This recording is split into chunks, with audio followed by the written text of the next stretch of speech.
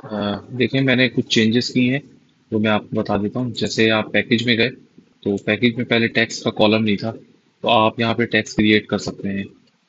यहाँ पे एडिट किया आपने, जो भी अमाउंट आपने कस्टमर से चार्ज करने हैं, जैसे 4,500, तो 4,500 में इंक्लूडिंग टैक्स होता है।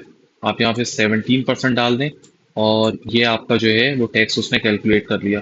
तो आपका जो एक्सक्लूडिंग टैक्स अमाउंट है, वो आपका ये बन रहा है 3,846 रुपये। लेकिन आप उससे जो चार्ज करेंगे वो 4,500 ही चार्ज करेंगे।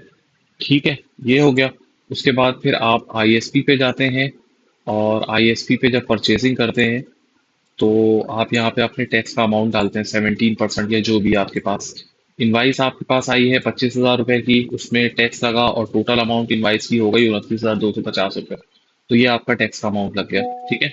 अच्छा, इन दोनों चीज़ों को कॉन्फ़िगर करने के बाद फिर सिर्फ और सिर्फ आपके पास जो भी ट्रांजेक्शन हो रही है, उन ट्रांजेक्शन के मुतालिक, यानी इनवाइस, ये बिलिंग करेंगे आप, और इनवाइस इस तरह करेंगे। तो बिलिंग में ऑटोमेटिकली पैकेज आपका जो है इनकॉर्पोरेट हो जाएगा, जो कस्टमर पे आपने लगाया। और ये रिपोर्ट आपकी एक ऐड कर दी है मैंने टैक्स से मुतल्लिक, जो कि टैक्स इनपुट आउटपुट रिपोर्ट कहलाती है।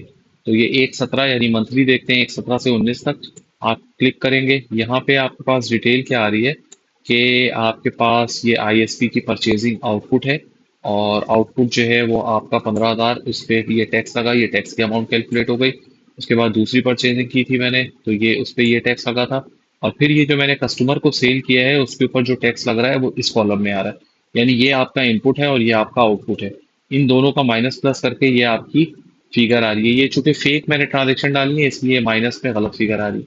अच्छा, इसी को आप फिर प्रिंट आउट कर सकते हैं, तो प्रिंट में एज इट इज ये उठ के आ जाएगा। ये बिल्कुल टैक्स की एक प्रोफेशनल रिपोर्ट बना दी है मैंने। ठीक है जनाब।